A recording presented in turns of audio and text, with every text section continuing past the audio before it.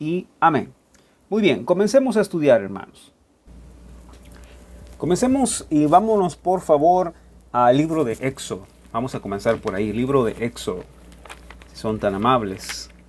Vámonos a Éxodo capítulo 25.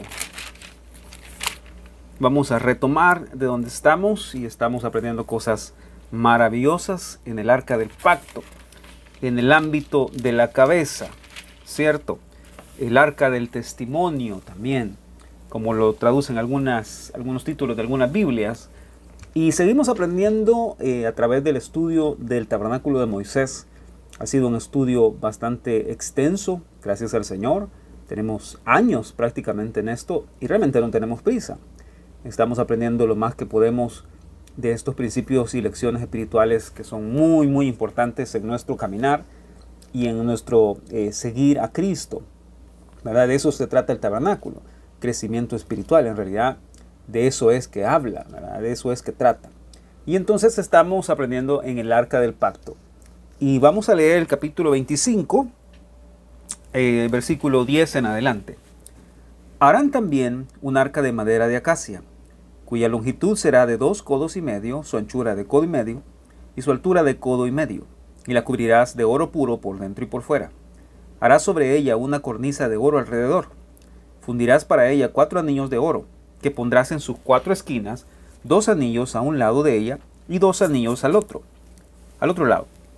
Harás unas varas de madera de acacia, las cuales cubrirás de oro, y meterás las varas por los anillos a los lados del arca, para llevar el arca con ellas.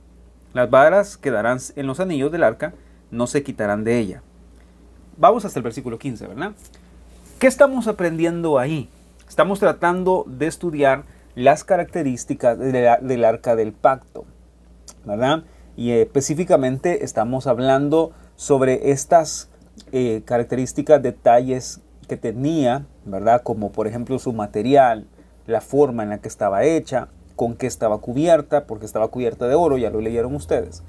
Tenía 2 varas, tenía 4 anillos, los anillos estaban colocados en las esquinas para que las varas pasaran a través de ellos y las varas servían para que ellos pudieran levantarla, ¿verdad? Eso lo hemos estudiado, lo hemos mencionado, ya lo vimos en detalle la forma, el tamaño, la altura, la anchura, la profundidad, todo eso lo estudiamos y está grabado, gracias a Dios, ahí en el canal, ahí pueden tener acceso ustedes a ello, ¿verdad? Ahora vamos a centrarnos y vamos a escribir, voy a quitar mi video pequeño para que ustedes puedan tener un mayor acceso ahí a la pantalla. Estamos estudiando particularmente el contenido del arca, ¿verdad? Permítame que voy a colocar esto de una manera que sea más fácil escribir de una mejor manera. Disculpen. El contenido del arca. En primer lugar encontramos que estaban las tablas, ¿verdad? En segundo lugar, encontramos que estaba el maná, o la urna con el maná. En tercer lugar estaba la vara de Aarón. Esta es la vara que reverdeció, ¿cierto? Ahora, cada una de estas 3 cosas nos tienen algo de qué explicar o algo que hablar, ¿verdad? Los mandamientos, en pocas palabras, la ley o las tablas de Dios, ¿verdad? La ley perfecta. Vamos a poner ley perfecta. El maná nos habla de la vida en el pan, ¿verdad? La vida que Dios nos da en el pan, en la provisión de su palabra. Y la vara de Aarón nos habla del poder de resurrección.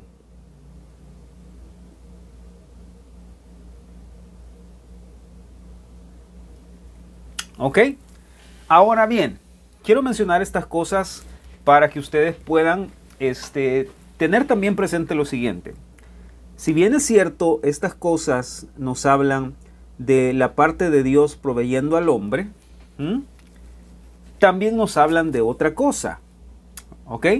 Y vamos a tratar de explicarlo de esta manera, porque esto es lo que nos viene preparando para la siguiente lección. Vean esto. Esto no es mi lección de hoy, pero lo vamos a mencionar porque nos prepara, como les digo, para lo siguiente. Sobre el arca del pacto, digamos que este es el arca. Sobre el arca del pacto, estas van a ser las varas. ¿Ok? Había otro mueble, eran dos muebles que se hacían uno prácticamente, ¿verdad? Sobre el arca del pacto había otro mueble. ¿Alguien sabe cómo se llamaba? Pueden comentarlo ahí en el chat. ¿Cómo se llamaba este otro mueble? Era el asiento de misericordia. Lo voy a poner de otro color, solamente efectos de que ustedes lo puedan ver claramente. ¿Sí? Había otro mueble, que era el asiento de misericordia o el propiciatorio. Este tenía dos querubines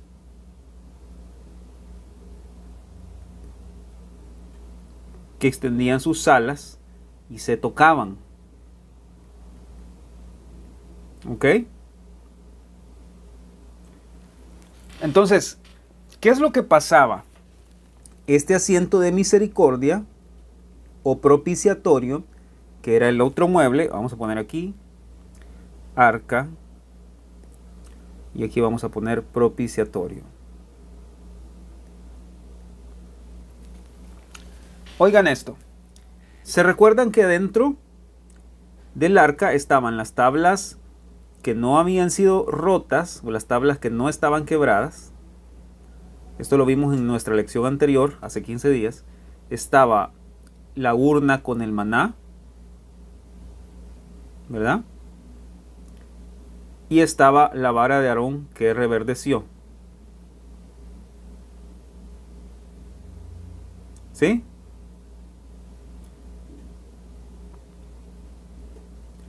Me gusta que dibujen, me gusta que usen su imaginación.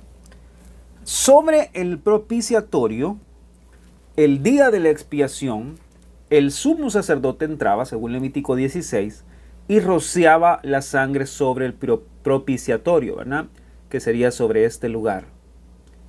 Él ponía la sangre sobre este lugar, la rociaba, ¿verdad? Y a esto se le llamaba la sangre de expiación.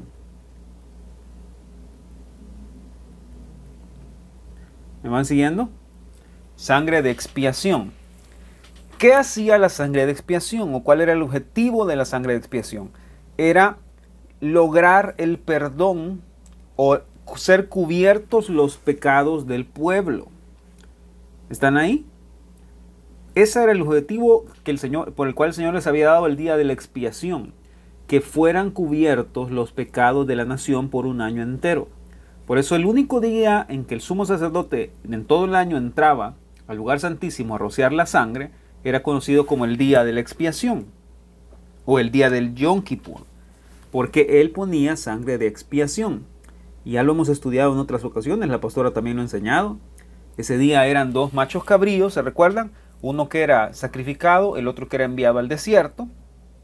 Y ese día el Señor le otorgaba el perdón al pueblo por un año de haber roto la ley, digamos. Si ellos se arrepentían, si ellos traían un corazón sincero, un corazón arrepentido, que hacía ayuno, ¿verdad? El pueblo hacía ayuno para arrepentirse, para afligir sus almas. Ahora bien, si ya tienen eso en mente, quiero hablarles sobre estas tres cosas que tenía dentro del arca también. Representan otra cosa. Representan la ley perfecta de Dios, la vida en el pan y el poder de resurrección, por supuesto que sí. Pero también es un recordatorio. Y esto es muy, muy importante que lo apunten en sus notas, queridos hermanos. Estas tres cosas también eran un recordatorio. Escuchen, un recordatorio del pecado del pueblo. Y cómo Dios, a través de estas cosas, perdonó a su pueblo y le dio otra oportunidad a su pueblo. Vean esto. Estas tablas no son las que están rotas, recuerden. Son las tablas que no fueron rotas. Pero estas tablas recuerdan la rebelión y la idolatría del pueblo. Disculpen, me cambié un momento el micrófono, pero yo creo que van a escuchar bien también. Ok, entonces, esto representa la rebelión y la idolatría de Israel. ¿Por qué? Bueno, porque se recuerdan que ellos quebrantaron la ley de Dios, la rompieron por completo, ¿verdad? Eso representaba que ellos no quisieron seguir la ley como el Señor le había dado, sino que ellos escogieron su propia voluntad. Entonces, número uno, como les dije, en el lado de Dios representa la ley perfecta, la vida que hay en el pan, en el maná, el poder de resurrección en la vara de Aarón. Pero en el lado del hombre representa la constante rebelión e idolatría y pecado y quebrantamiento de la ley de Dios por parte del hombre. ¿Ok? Vuelvo y repito, no es que esta ley sea la quebrada o la rota que está dentro del arca, sino que nos recuerda cuánto el hombre rompió la ley de Dios constantemente. Luego el maná nos recuerda la queja y la murmuración del hombre. ¿Por qué? Bueno, ustedes se recordarán, el Señor les dio el maná y ¿qué pasó? Ellos se quejaron y murmuraron y dijeron que ya estaban cansados de ese pan, ligero, que ellos querían otra cosa más, que ellos querían carne. ¿Ustedes se recuerdan de eso?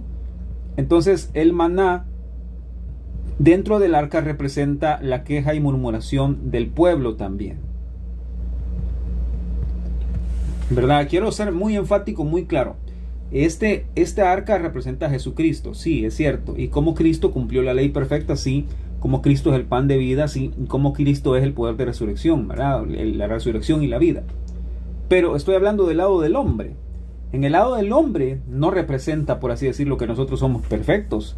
Representa lo contrario, representa cuánto el hombre fue rebelde e idólatra y quebrantó la ley. Y representa cuánto el hombre se quejó y murmuró de la provisión de Dios. ¿Ok? Ahí estamos. El maná representa queja y murmuración, o el recordatorio de la queja y murmuración. Y la vara de Aarón que reverdeció representa la rebelión del pueblo. O cómo el pueblo, digamos, constantemente se estaba rebelando contra el gobierno de Dios, contra cómo Dios había diseñado las cosas para ser también respecto a sus líderes, ¿verdad? En caso de Moisés y Aarón. Ustedes se recuerdan que esta vara proviene de la historia de la rebelión de Coré, Datán y Abirán, y cómo el pueblo se rebeló en contra de los líderes que Dios había establecido en la nación. ¿De acuerdo? Entonces estamos. Pero vean lo siguiente. Entonces la sangre de expiación era puesta sobre el propiciatorio. ¿Por qué? Porque era una demostración, porque era un ejemplo, un cuadro de cómo la sangre cubría estos pecados, cómo la sangre borraba estos pecados. Mejor dicho, sí, cubría estos pecados, los quitaba de en medio del pueblo para que Dios pudiera seguir morando y habitando entre su pueblo. La sangre de expiación que era puesta sobre el propiciatorio en el día de la expiación, lo que hacía era cubrir estos pecados, como les digo, cubrir los pecados de rebelión, de idolatría, de queja, de murmuración, de rebelión, todo esto que surgía del pueblo, ¿verdad? La constante queja, la constante, ¿qué sería esta palabra? Inconformidad del pueblo respecto a esto. Ese es el poder de la sangre de expiación. Ahora, por supuesto que esta sangre de expiación nos habla, nos apunta, nos señala a la persona de Jesús. La sangre de expiación es la sangre de Jesús. ¿Qué viene a hacer en nosotros? Cuando es rociada, cuando clamamos, cuando suplicamos su perdón, cuando nos arrepentimos, cuando realmente damos una vuelta de 180 grados en nuestra forma de vivir y lo que queremos es agradarlo a Él, ¿verdad? Esta sangre de expiación lo que hace es cubrir nuestros pecados, borrar nuestros pecados, eliminarlos por completo para que volvamos a estar cerca de Dios. Entonces de eso se trata esto. Estas tres cosas que estaban dentro del arca del pacto nos recuerdan nuestra rebelión, nuestra queja, nuestra murmuración, nuestra desobediencia, nuestro quebrantar la ley de Dios. Nos recuerda para que nosotros podamos suplicar la preciosa sangre de Jesús, para que Él pueda expiarnos, ¿verdad? Cuando nos arrepentimos. Para eso existe la sangre de expiación, para ser perdonados, para ser lavados de nuestras faltas, ¿de acuerdo? Ok, otra vez me cambié el micrófono y seguramente escuchan mejor ahorita, ¿ok? Ahora bien, ya vimos entonces las tres cosas, el contenido del arca, ya lo estudiamos detenidamente, la ley perfecta de Dios, el maná, la vara de Aarón, lo que eso representa para nosotros. Ahora avancemos. Quiero hablarles sobre el lugar donde estaba, la posición en la que estaba el arca del pacto. Como saben, el arca del pacto estaba colocada en el recinto, lo ponemos de esta forma, en el recinto propiamente llamado santuario, que era en el lugar santísimo, ¿verdad? Ya lo estudiamos. Aquí estaba colocada el arca del pacto, el lugar santísimo. Y esta arca del pacto representa la cabeza, ¿de acuerdo? Representa el ámbito de la cabeza o la parte más alta a la que el hombre puede aspirar subir, digámoslo, en el nivel o en el camino de crecer, ¿verdad? De crecer en Cristo. Y ¿saben qué? Mejor lo voy a hacer en una posición vertical, quizás es más fácil para todos poderlo entender así. Ahora bien, ya sabemos que el arca del pacto representa la presencia de Dios, ¿verdad? ¿Por qué? Porque en realidad nos habla del mismo principio de siempre, que hemos estudiado una y otra vez en nuestra iglesia por la gracia y misericordia de Dios. Y es que Cristo es la cabeza, así como el arca del pacto representaba la cabeza de la estatura espiritual en el tabernáculo de Moisés. ¿Ok? Este es el principio. Cristo es la cabeza. Ahora bien, ¿qué es lo que pasa? Miren ustedes por qué era tan importante este lugar dentro de todo el tabernáculo, dentro de todo el campamento. Me atrevo a decirlo de la siguiente manera. Este lugar que se conoce como el lugar santísimo, ¿sí? Este lugar del lugar santísimo era lo más importante en todo el campamento de Israel. Sí es cierto, habían otros muebles, sí es cierto, habían otras instancias en el tabernáculo que eran muy importantes, todas eran importantes, pero este lugar del arca del pacto dentro del pueblo, dentro del campamento, dentro de todo lo que había en este lugar, de todo lo que estaba en este tabernáculo, este lugar era lo más importante de todo. Este lugar era lo que tenía preeminencia por sobre todas las cosas. ¿Por qué? Vamos a ver quién me dice por qué era lo más importante. Bueno, la respuesta es muy sencilla. Porque aquí estaba la presencia de Dios y la gloria de Dios. ¿Me van siguiendo? Ahí estaba la misma presencia de Dios en medio de todo el pueblo.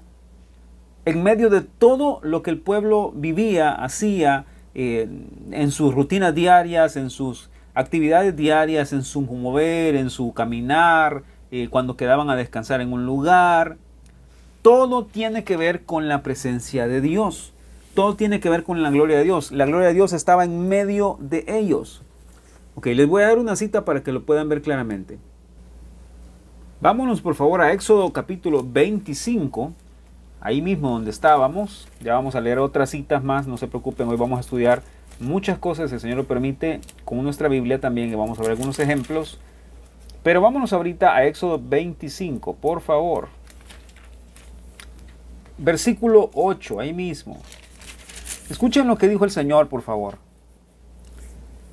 Dice, y harán un santuario para mí, y habitaré, ¿dónde dice? En medio de ellos. conforme a todo lo que yo te muestre, el diseño del tabernáculo, el diseño de todos sus utensilios, así lo haréis. Entonces, este lugar de habitación o este lugar en medio de todo el campamento era el lugar de morada de Dios. Vamos a poner aquí lugar de morada o habitación de Dios. ¿Me van siguiendo? Entonces, este lugar era donde estaba su soberanía, su gobierno, su presencia, su gloria, su habitación, ¿verdad? Él vivía en medio de ellos. Imagínense ustedes qué privilegio, qué maravilloso privilegio tenía el pueblo de saber que Dios estaba ahí. La misma presencia de Dios estaba en ese lugar, ¿verdad? Y ahora bien, la pregunta que tengo para ustedes es la siguiente.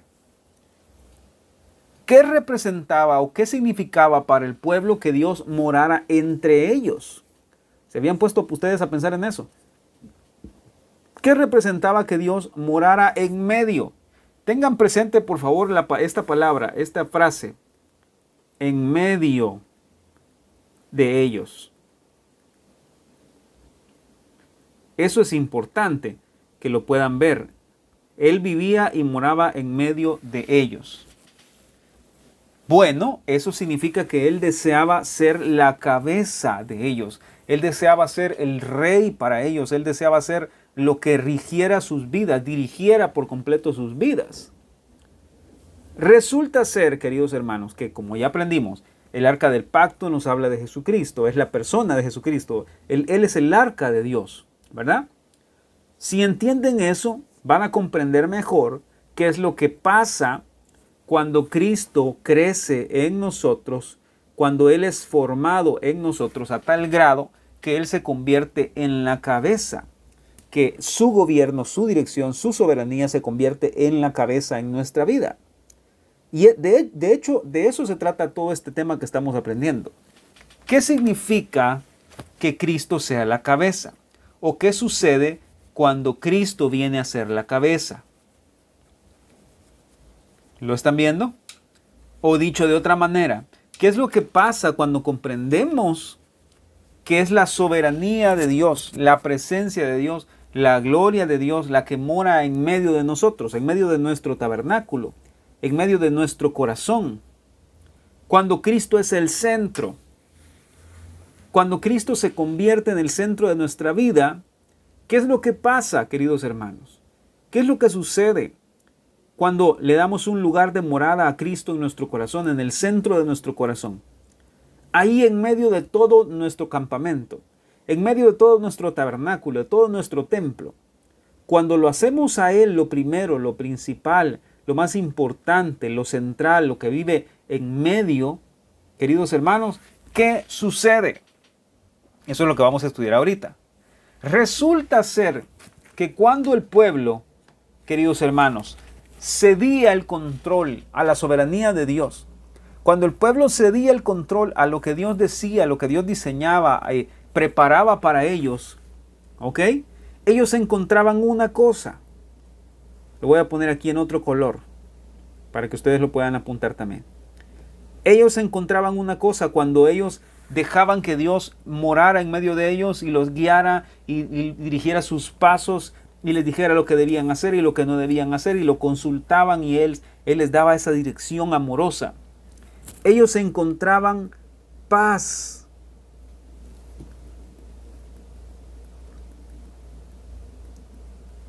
Paz y descanso. Esto es lo que el pueblo encontraba cada vez que se dejaba ser guiado por el Señor, como su cabeza, como su Dios, como su Señor. Cada vez que el pueblo disfrutaba de la presencia de Dios, de la gloria de Dios en medio de ellos, y dejaban que Él fuera su cabeza, dejaban que Él fuera su dirección, su instrucción, ellos encontraban paz. ¿Está claro eso? Ellos encontraban paz y descanso porque era Dios quien velaba por ellos. Todo fuera que ellos dieran la espalda a Dios, todo fuera que ellos rechazaran la ley de Dios o quitaran de ellos el mandato de Dios o las instrucciones que Dios les estaba dando, ellos caían en ansiedad, caían en temores, caían en todo esto que nos roba la paciencia, la paz, el gozo. ¿Por qué? Porque ellos dejaban de lado la dirección de Dios en sus vidas. Si ellos no consultaban a Dios, si ellos no consultaban el arca del pacto, no consultaban la gloria de Dios en ese lugar, que es lo que Dios decía para ellos, ellos no podían encontrar paz y descanso. Ahora, quiero que vean algo muy interesante. Vámonos a Juan capítulo 20, por favor. Juan capítulo 20. Sé que estas son lecciones muy básicas para muchos que ya tienen años en esto y lo han escuchado una y otra vez, pero es importante que lo repasemos. Si usted ya lo conoce, y es importante que usted lo estudie si nunca lo ha escuchado. Vámonos al capítulo 20, versículo 19.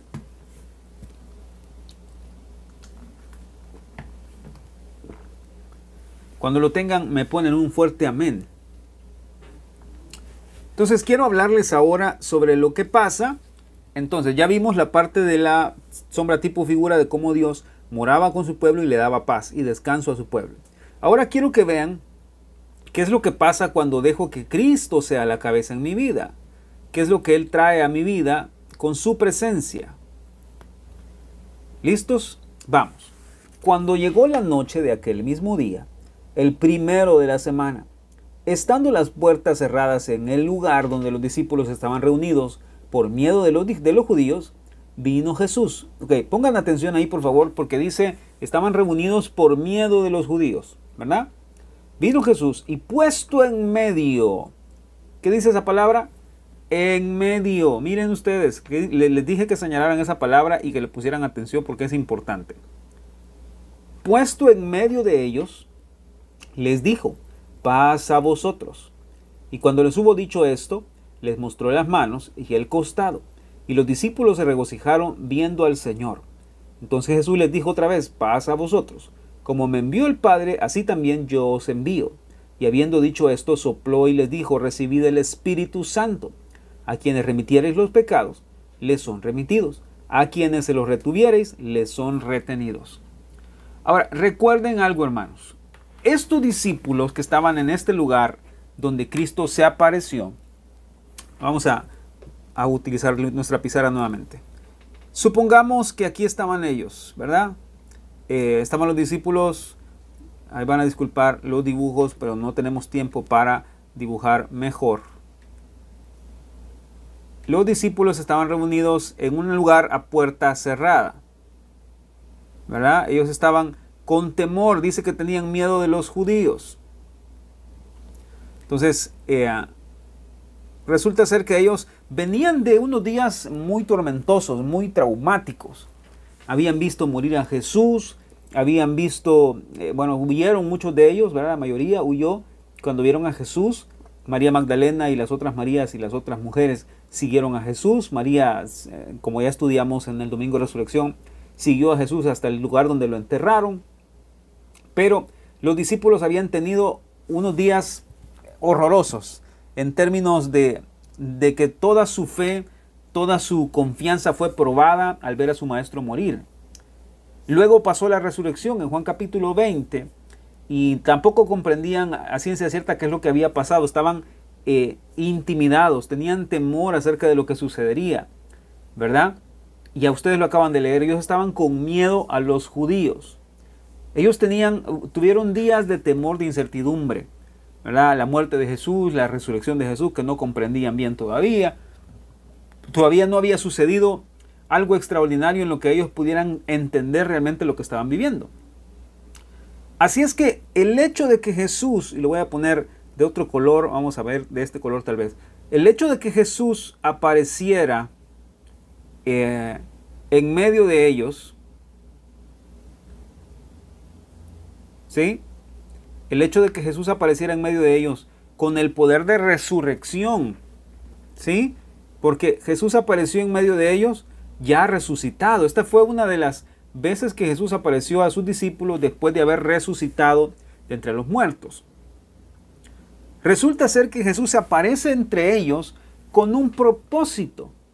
Esta aparición de Jesús, queridos hermanos, es una muestra de amor y de cuidado de Jesús para sus discípulos. ¿Por qué?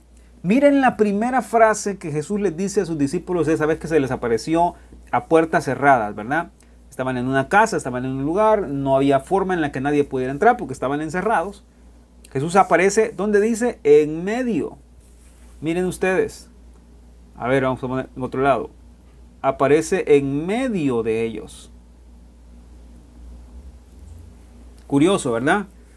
En medio de todos, y les dice las siguientes palabras: paz a vosotros. Hermanos, lo que Jesús vino a hacer en ellos, en este lugar, fue a ministrarles paz y descanso. Porque ellos estaban atribulados, porque ellos tenían miedo, porque estaban en incertidumbre, porque no sabían qué iba a pasar. No sabían qué había sucedido, no sabían cómo las cosas habían pasado. Entonces, Él se aparece en medio de ellos y les dice, paz a vosotros. Ok, me van siguiendo.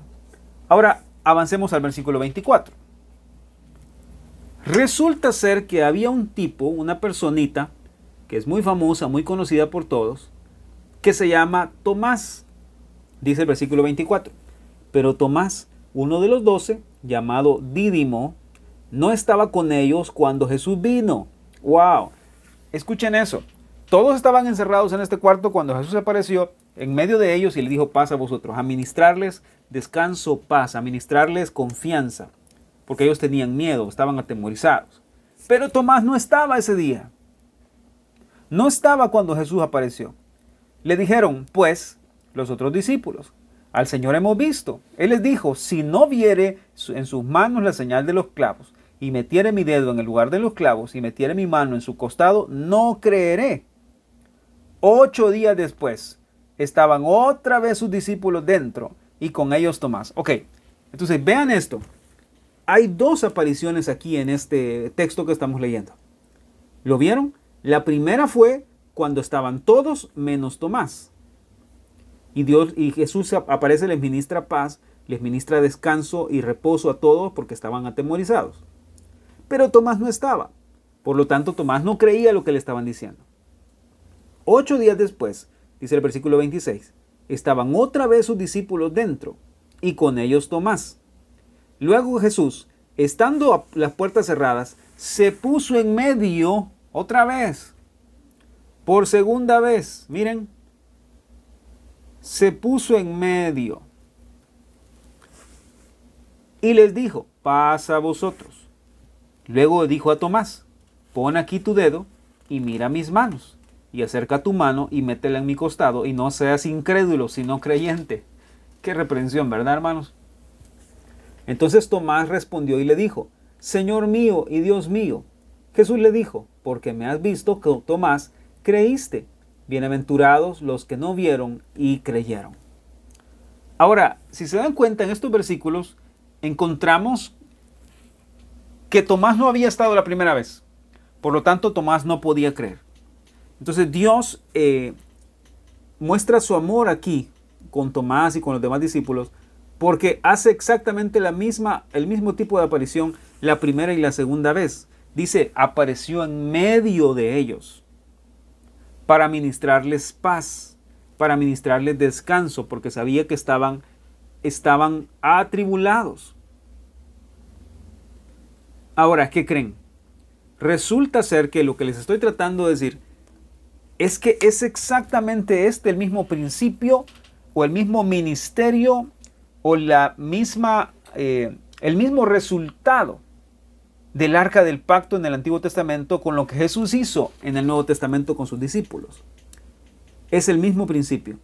Cuando Dios estaba en medio de su pueblo, cuando Dios estaba entre su pueblo, habitando entre su pueblo, dirigiéndolos, guiándolos, ellos encontraban paz y reposo, no importando cómo pudieran haberse sentido, no importando cómo pudieran sentirse atemorizados, con incertidumbre, sin saber qué iba a pasar. En el Antiguo Testamento Dios lo hacía a través del arca del pacto, porque ahí estaba su presencia, su gloria. Y en el Nuevo Testamento encontramos que es Jesús, el arca del pacto, quien nos da la paz y el descanso cuando Él está en medio de nosotros. cuando Él está aquí entre nosotros, en nuestro corazón, en nuestra mente, en nuestro espíritu, cuando Cristo ha crecido a tal grado que está ocupando más espacio Él que nuestro viejo hombre, lo que en realidad encontramos es paz y descanso. ¿Lo están viendo? Ahora, vámonos por favor a Mateo capítulo 18. Mateo capítulo 18.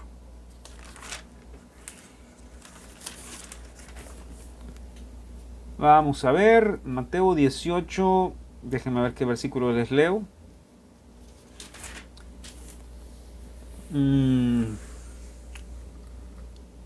19. Otra vez os digo que si dos de vosotros se pusierais de acuerdo en la tierra acerca de cualquier cosa que pidieren, les será hecho por mi Padre que está en los cielos.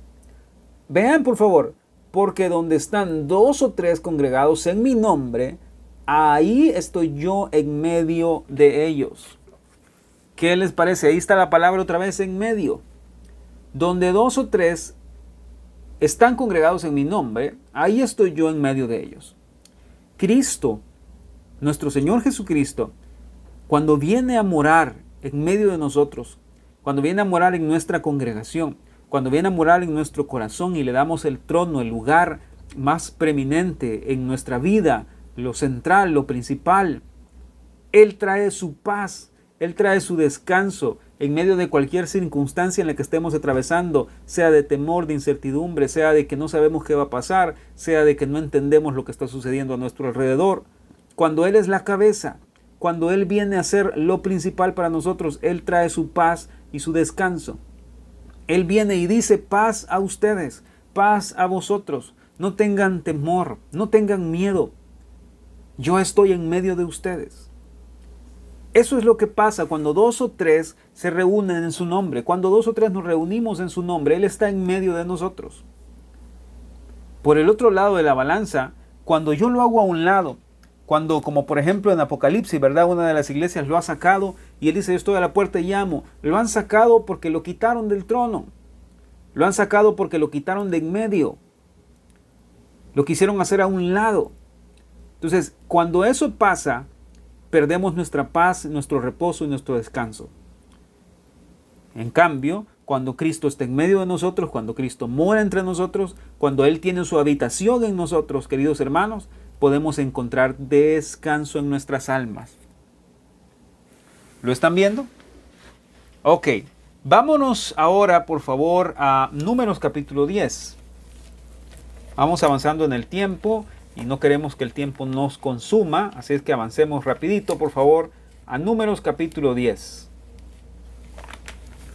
Hermano, este es un mensaje bien sencillo en un lado de la balanza, pero que tiene el potencial de ayudarnos a entender muchas cosas. Una de ellas, y quiero decírselas con todo el amor en el Señor, y es la siguiente: si usted está experimentando en este mismo momento de su vida ansiedad, temor, incertidumbre, si usted está atravesando en este mismo momento de su vida el no entender qué es lo que está pasando a su alrededor, no entender las cosas, sentirse agitado, sentirse, digámoslo así, sin fuerza, sin ánimo, sin visión, sin esperanza, yo le animo, le invito en el Señor a que pueda examinarse y que vea a dónde ha puesto usted a Jesús. Porque cuando Cristo está en medio de nuestro corazón, en el centro, cuando Él es lo central, lo principal en nuestra vida, Él trae descanso y paz a nuestras almas. Ya lo vimos con el ejemplo de los discípulos, ya lo vimos con el ejemplo en Israel, ahorita se lo voy a dar algunos ejemplos más. Pero yo les animo en el Señor a que puedan examinarse, que puedan ver a dónde tienen a Jesús. ¿Qué es lo más importante para ustedes? Probablemente pueda decir: sí, lo más importante para mí es Jesús, pero no nos congregamos. Lo más importante para mí es Jesús, sí, pero no oramos, pero no hablamos con Él, no leemos la palabra, no estudiamos nuestra Biblia. ¿A dónde tiene usted a Jesús? Porque si usted lo tiene en medio, si usted lo tiene en la parte central y principal de su vida, por seguro, yo le aseguro, valga la redundancia, que usted va a tener paz y descanso. Usted va a tener gozo, deleite y descanso en Cristo porque usted sabe que Él está con usted. Pero la realidad de nuestras vidas es que nos sentimos agitados, agobiados, angustiados, porque la mayor parte del tiempo, en realidad, hemos hecho a Jesús a un lado. Hemos hecho a Jesús a un lado y lo hemos sacado del trono, lo hemos sacado de la parte más importante de nuestras vidas. ¿De acuerdo? Entonces les animo a examinarse en eso y buscar al Señor para que sea Él quien nos restaure una vez más en una nueva relación con Jesús. Muy bien, Números 10:33. Les decía Números 10, versículo 33. Números 10:33. Cuando lo tengan, ponen un fuerte amén. Fuerte porque quiero que se emocionen. Que no solo estén pensando o viendo la tele o el dispositivo, sino que pongan ahí amén y pónganle signos de admiración, no pongan una carita, lo que sea, ¿verdad? Es una oportunidad que todos tenemos de interactuar por estos medios. Así que pongan un fuerte amén ahí. Un amén con estos, creo que llaman emojis, las caritas. Leamos. Así partieron del monte de Jehová camino de 3 días. Y el arca del pacto, voy a ir escribiendo aquí 3 días. Y el arca del pacto de Jehová fue delante de ellos camino de 3 días, buscándoles un lugar de descanso. Entonces quiero que noten por favor que el arca estaba buscando un lugar de descanso. ¿De acuerdo? Y la nube de Jehová iba sobre de ellos de día, desde que salieron del campamento. Cuando el arca se movía, Moisés decía: levántate, oh Jehová, y sean dispersados tus enemigos, y huyan de tu presencia los que te aborrecen. Y cuando ella se detenía, es decir, el arca, decía: vuelve, oh Jehová, a los millares de Israel. Entonces, quiero que noten aquí, queridos hermanos, algunos pequeños detalles que encontramos aquí en Números capítulo 10. Y es lo siguiente, miren. Moisés hacía una oración cuando el arca se movía o cuando el arca se detenía, ¿verdad? Y vamos a hacer tal vez aquí unas balanzas. Vamos a ver la oración de Moisés cuando el arca se movía o se detenía. Aquí era cuando se movía y aquí era cuando se detenía el arca. ¿De acuerdo? ¿Qué pasaba? Cuando el arca se movía, Moisés hacía la siguiente oración. Él decía, déjame ver: levántate, oh Jehová, y sean dispersados tus enemigos, y huyan de tu presencia los que te aborrecen. Eso también lo encuentran en el Salmo 68. Okay, la idea es muy sencilla. El arca iba delante de ellos 3 días. Es decir, caminaba 3 días o avanzaba 3 días buscando un lugar de descanso, buscando el lugar donde ellos se iban a establecer. Después de esos 3 días, cuando el arca ya había llegado a ese lugar, entonces el pueblo marchaba y avanzaba, porque la nube del Señor, la nube que estaba sobre ellos, entonces básicamente los guiaba hacia diferentes lugares, a donde el Señor los estaba mandando. Pero cuando el arca llegaba a ese lugar y la nube se movía, entonces Moisés hacía esta oración. Cuando el arca se movía, Moisés oraba y decía, como ya dije: levántate, oh Jehová, y sean dispersados tus enemigos. Entonces, cuando el arca se movía, Moisés oraba: levántate. Levántate, oh Jehová. ¿Ok? Y la idea es bien sencilla. La idea es muy simple. Es lo que en pocas palabras Moisés estaba diciendo es: Dios, levántate y ve delante de nosotros, o ve antes de nosotros y cuídanos de nuestros enemigos. En pocas palabras él estaba diciendo: es muy peligroso el camino probablemente que vamos a andar, es muy peligroso el lugar a donde vamos a ir probablemente, pero si tú estás con nosotros, nadie será contra nosotros, nadie nos podrá hacer frente. Eso es lo que Moisés oraba cuando el arca se movía, ¿verdad? Y qué oración tan importante y necesaria para nosotros hoy, ¿verdad, hermanos? Aprender a orar y decirle: Señor, donde tú te muevas, o donde tú quieras que yo vaya, yo iré, pero danos guianza, danos dirección, danos luz para saber que eres tú quien nos está guiando hacia ese camino o hacia ese lugar que tú estás llevándonos, ¿verdad? Cuando el arca se detenía, Moisés hacía la siguiente oración. Él decía, vuelve, oh Jehová, a los millares de Israel. Entonces vamos a ver, vuelve, oh Jehová. En pocas palabras, lo que Moisés decía cuando el arca se movía era, Señor, ve tú delante de nosotros y prepáranos un lugar o pelea por nosotros, que se dispersen tus enemigos. Cuando el arca se detenía o encontraba un lugar de descanso para ellos, ya lo vimos ahí, ¿verdad? En el versículo 33. Entonces Moisés decía, vuelve, oh Jehová, a los millares de millares. En pocas palabras, regresa a tu pueblo, Señor. Que regrese tu pueblo y establécelos en este lugar. Eso es lo que en pocas palabras decía Moisés. Y eso es muy importante entender, queridos hermanos. ¿Por qué? Por lo que hemos estado estudiando, porque el arca del pacto representa la presencia de Dios, la gloria de Dios, y representa, queridos hermanos, la soberanía, la dirección que Dios le está dando a cada creyente, a cada individuo en su propia vida, ¿verdad? Por lo tanto, nuestra búsqueda de Dios debe estar acompañada de este tiempo de oración, donde quiera que el Señor nos mueva, donde quiera que el Señor nos lleve. Cuando el Señor esté dirigiendo nuestra vida de cierta manera, que probablemente no entendemos, probablemente no comprendemos, y el Señor nos está moviendo hacia cierta dirección, debemos aprender a orar, Señor, guía tú nuestros pasos. Ese es cuando el arca se está moviendo, ¿verdad? Señor, levántate y pelea por nosotros. Levántate y cuídanos de nuestros enemigos, cuida nuestra entrada, nuestra salida. Y cuando el arca se detiene, o mejor dicho, cuando el Señor nos deja establecidos en un lugar, nos planta, por así decirlo, en un lugar, nuestra oración debe ser, Señor, haz volver, o haznos volver en este caso, ¿verdad?, a ser edificados, a ser perfeccionados en este lugar. ¿Lo están viendo, queridos hermanos? Así es como nosotros vivimos siendo guiados por el arca de Dios, por el Señor Jesucristo.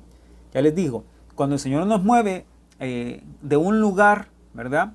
Cuando el Señor nos mueve y nos quita de ciertos lugares para movernos hacia otros lugares, debemos aprender a orar para que Dios pelee por nosotros, abra un camino y nos prepare en ese camino. Pero cuando Dios nos establece en un lugar y nos planta en ese lugar, debemos aprender a orar para que Dios nos edifique en ese lugar. ¿Lo están viendo? A ver, lo vamos a poner de otra manera. Cuando Dios nos mueve o nos va a pasar, por así decirlo, o nos va a llevar a situaciones nuevas, a situaciones que no conocemos, ¿verdad? Aquí nuestra oración es, pelea por nosotros. O ve delante de nosotros, ¿sí? Pero cuando Dios nos establece en un lugar, ¿verdad? Cuando Dios nos hace quedarnos en cierto lugar, probablemente en una estación espiritual, en un lugar donde Él desea revelarse a nosotros, hablarnos, ¿verdad? Enseñarnos algo nuevo a nosotros. Ahí nuestra oración debe ser, edifícanos, edifícame o perfeccióname, ¿verdad? Hazme fructífero en este lugar, hazme fructificar, crecer, avanzar en este lugar en que tú me has puesto. Y así es, queridos hermanos, como nosotros vamos tomando dirección del arca del pacto, de la soberanía de Dios, del gobierno de Dios para nuestras vidas. ¿Está claro eso? Muy bien, ahora movámonos a otra cita más, por favor. Vámonos a Josué. Libro de Josué. Aquí están viendo ustedes cómo el arca del pacto buscaba un lugar de descanso para ellos y les daba dirección. Y ya les dije, esta oración es muy importante que la tengamos en cuenta, que la aprendamos. La oración que decía Moisés, ¿verdad? Cuando el arca se movía, entonces levántate, Jehová, sean dispersados tus enemigos. Cuando el arca se detenía era, vuelve, oh Jehová, vuelve a los millares, ¿verdad? En pocas palabras es cuando el arca nos está guiando a caminar, el Señor va delante de nosotros a pelear. Cuando el arca de la soberanía de Dios nos hace quedarnos en un lugar, estacionarnos en un lugar, lo que Él desea es hacernos fructíferos, edificar ahí en nosotros o perfeccionarnos en ese lugar en el que Dios nos ha puesto. ¿Ok? Vámonos a Josué capítulo 4, por favor. Ya casi vamos a terminar, hermanos. Josué capítulo 4. Libro de Josué, vámonos por favor para allá. Continuemos. Libro de Josué capítulo 4, versículo 7. Vamos a ver. Este es el relato de cuando pasaron el Jordán bajo la dirección de Josué, ¿se recuerdan? Entonces, en este caso, fue el arca del pacto, la que iba también delante del pueblo, ¿verdad? Iba guiándolos, iba peleando por ellos. Quiero que vean aquí qué fue lo que sucedió. Vamos a ver. Saben que leamos el capítulo 3 y el versículo, déjenme ver, 14. 3:14, Josué 3:14. Vamos. Y aconteció cuando partió el pueblo de sus tiendas para pasar el Jordán, con los sacerdotes delante del pueblo llevando el arca del pacto, cuando los que llevaban el arca del pacto, el arca entraron en el Jordán, y los pies de los sacerdotes que llevaban el arca fueron mojados a la orilla del agua, porque el Jordán suele desbordarse por todas sus orillas todo el tiempo de la siega. Las aguas que venían de arriba se detuvieron como en un montón, bien lejos de la ciudad de Adán, que está del lado de Zaretán, y las que descendían al mar de Arabá, al mar salado, se acabaron y fueron divididas, y el pueblo pasó en dirección de Jericó. Mas los sacerdotes que llevaban el arca del pacto de Jehová estuvieron en seco, firmes en medio del Jordán, hasta que todo el pueblo hubo acabado de pasar el Jordán, y todo Israel pasó en seco. Noten por favor todo lo que hemos estado hablando. Nuevamente, el arca se puso en medio del río Jordán, entonces fue que se secó, ¿verdad? Y el arca permaneció ahí hasta que todos hubieron pasado. Quiero que se den cuenta de algo. Lo que en realidad dividió las aguas fue el arca. El arca del pacto fue la que dividió las aguas del río Jordán. Por ejemplo, en el capítulo 4, versículo 6. Leamos desde el 5 mejor, para que puedan ver el contexto. Y les dijo Josué: pasad delante del arca de Jehová, vuestro Dios, a la mitad del Jordán, y cada uno de vosotros tome una piedra sobre su hombro, conforme al número de las tribus de los hijos de Israel, para que esto sea señal entre vosotros. Y cuando vuestros hijos preguntaren a sus padres mañana, diciendo qué significan estas piedras, les responderéis que las aguas del Jordán fueron divididas delante del arca del pacto de Jehová. Cuando ella pasó el Jordán, las aguas del Jordán se dividieron, y estas piedras servirán de monumento conmemorativo a los hijos de Israel para siempre. Entonces, quiero que vean ustedes, queridos hermanos, aquí el asunto más importante que quiero que noten es el siguiente. Tanto en el cruce del río Jordán, como cuando el arca se movía en los tiempos de Moisés, ¿verdad?, que dirigía al pueblo y le buscaba un lugar de descanso, un lugar de reposo. Sucedió también en los tiempos de Samuel. ¿Se recuerdan ustedes que el arca fue llevada a la casa de un hombre y ese hombre fue prosperado?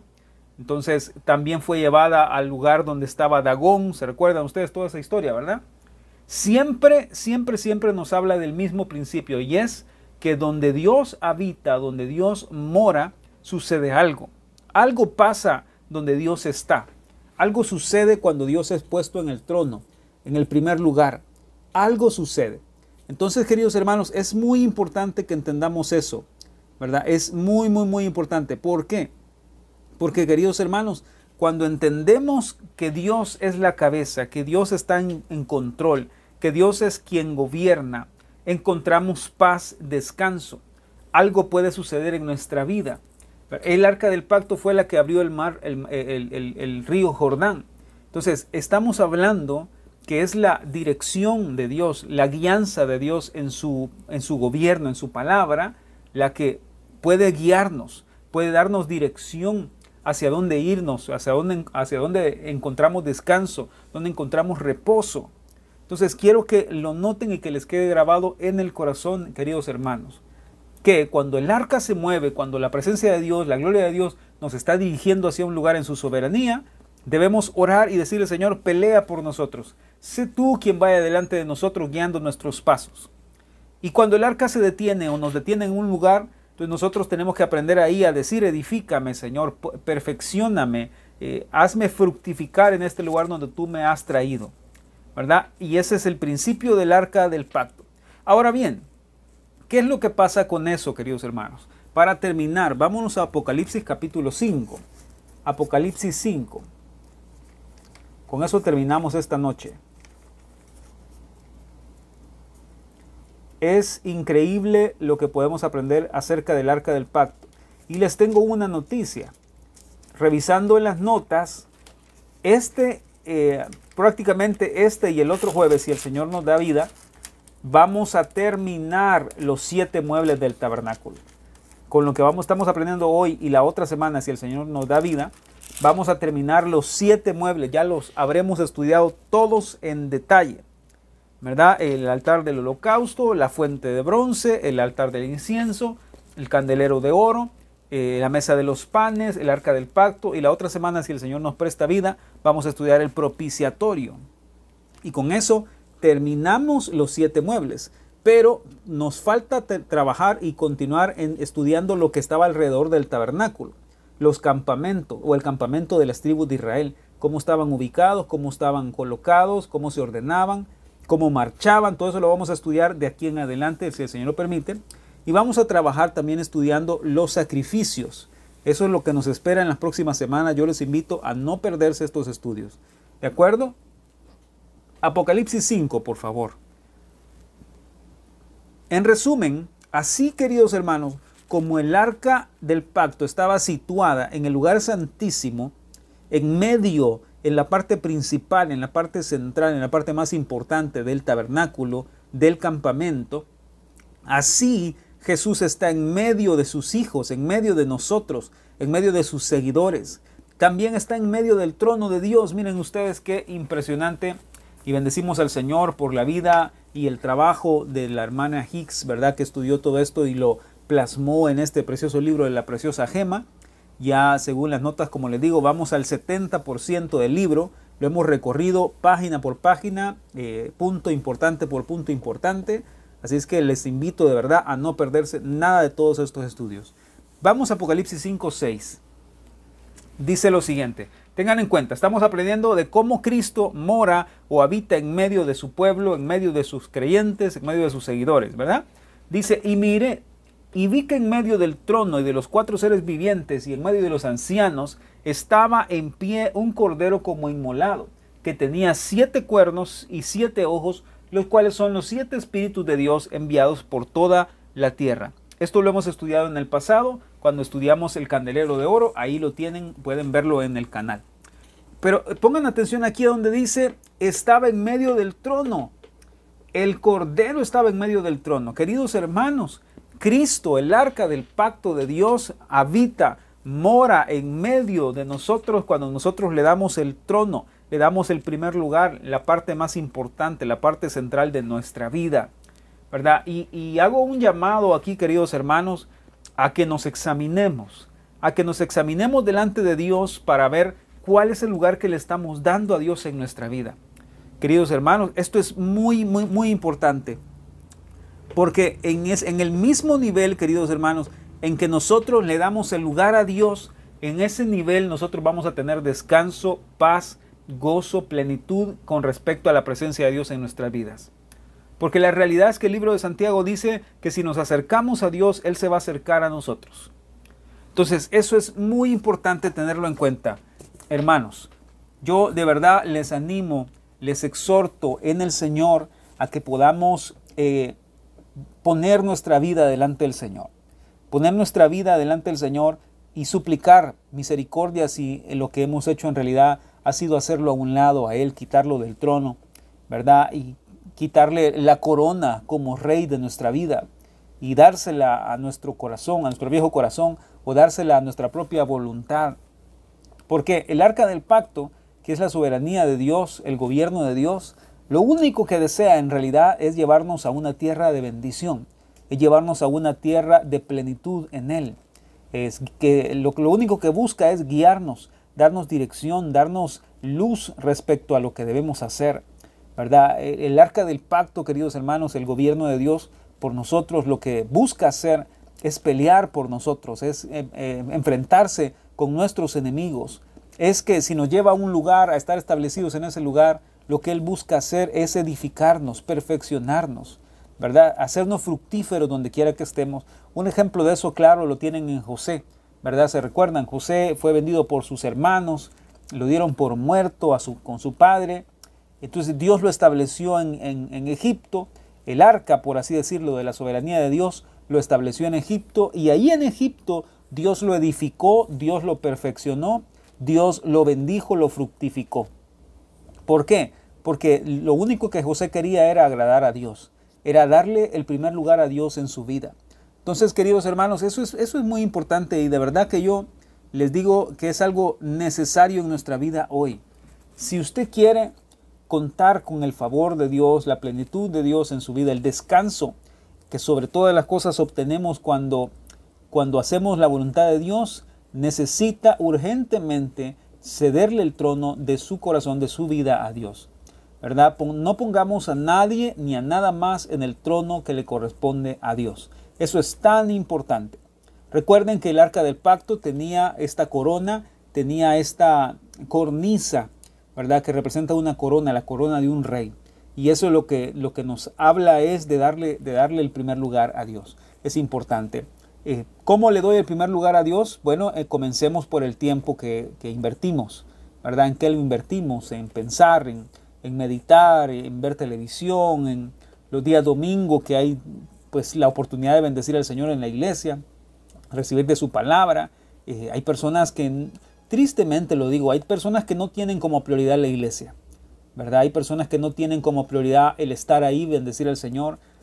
El propósito de nosotros al invitarlos, al animarlos, al exhortarlos a que no falten a la iglesia no es porque a nosotros nos gusta que se llene en un lado de la balanza, ¿verdad? Que no lleguen las personas o que lleguen. De verdad que nuestro interés principal y mayor es que nosotros podamos escoger por lo que debemos escoger en el Señor, por lo que la palabra del Señor nos manda a escoger. Esa es la realidad.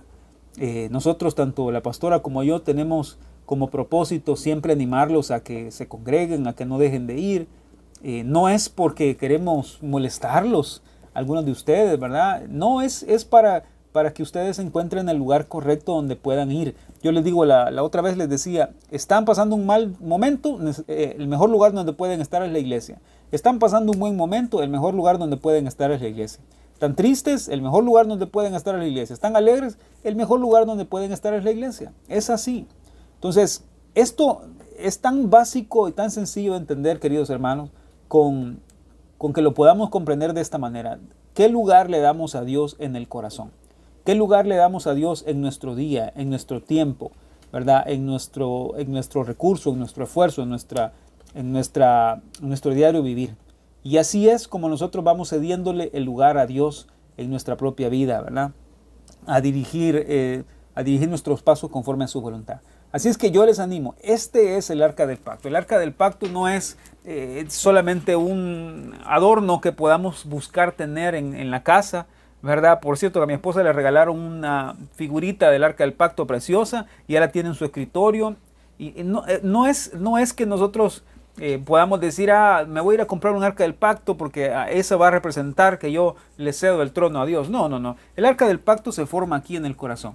Cuando yo dejo que Cristo sea la cabeza de mi vida, cuando yo dejo que Él sea lo más importante, quien me guíe a moverme, quien me guíe a quedarme, quien me guíe a caminar en una dirección, ese es el arca del pacto. Cuando yo le cedo el trono a Él, la corona de mi vida a Él, ¿verdad? Para que Él gobierne sobre mí. Esa es la forma en la que se forma el arca del pacto. Entonces, hermanos, doy por terminado el tema aquí del arca del pacto. Y nos queda pendiente de la otra semana, si el Señor lo permite y nos da vida, vamos a estudiar el propiciatorio o el asiento de misericordia. Y con eso vamos a terminar los 7 muebles del tabernáculo. ¿Ok? Así es que no se lo pierdan. Vamos a comenzar un tema nuevo la otra semana respecto a esto y vamos a ver cosas maravillosas si el Señor nos da vida. Ok, Oremos para terminar esta noche, hermanos. Ya me consumió un poco el tiempo. Vamos a quedar hasta aquí y vamos a orar y a vernos Dios mediante el fin de semana. ¿De acuerdo? Oremos. Padre nuestro que estás en los cielos, te damos gracias hoy, Jesús, por tu misericordia, por tu amor. Gracias por tu soberanía, Señor, por tu gobierno sobre nuestras vidas, que es bueno, Señor. Es grande en misericordia, Señor. La forma en la que tú diriges nuestras vidas, Señor, es con amor. Señor, es con paciencia, es con benignidad, Señor, porque tú eres bueno, Señor. Eres grande en misericordia, grande en verdad, Señor, tardo para la ira, Señor. Todo eso eres tú, Señor. Y así es como quieres dirigir nuestra vida. Señor, perdónanos. Perdónanos porque muchas veces te quitamos del trono a ti para hacer nuestra propia voluntad, para hacer lo que nosotros pensamos que debemos hacer. Perdónanos, Señor, perdónanos, Señor, porque realmente muchas veces lo hacemos sin la intención, Señor. Muchas veces lo hacemos sin el entendimiento, Señor. Y nos dejamos llevar por lo que creemos, Señor, o pensamos o deseamos. Y muchas veces, Señor, faltamos a tu nombre, faltamos a tu naturaleza por no obedecer, Señor, por no hacerte caso. Señor, perdónanos porque muchas veces caminamos en pos de nosotros mismos, de nuestro yo, Señor. Gracias, Señor, por perdonarnos hoy. Gracias hoy, Señor, por la sangre de expiación, la sangre de misericordia, Señor, que perdona nuestra rebelión, perdona nuestra queja, nuestra murmuración, Señor.